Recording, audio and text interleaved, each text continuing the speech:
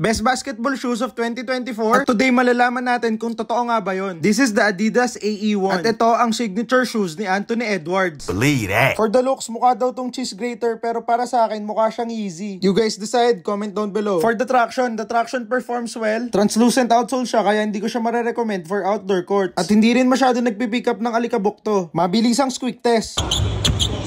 Now for the cushion, na-enjoy ko yung plush cushioning setup dahil sobrang comfy ng boost sa ilalim ng heel at syempre yung light strike sa forefoot. In my opinion, para siyang PG6 na naka-carbon fiber insole. Kaya ako nasabi yun, kahit malambot siya, ang springy nung pakiramdam. Now for the materials, nabibigatan nga pala ako sa shoes na to. Yung upper ay gawa sa TPU at yung black portions ng sapatos na to ay gawa sa soft textile na parang medyas. Dahil doon mukha siyang mid-cut kahit low-cut siya. For the support, ang ganda na support and lockdown ng shoes na to. At ang mahalaga, wala akong na-experience na heel slippage. For its fit, the shoe fits me like a glove and yung lapad feels normal. I suggest going true to size for a snug fit. Overall,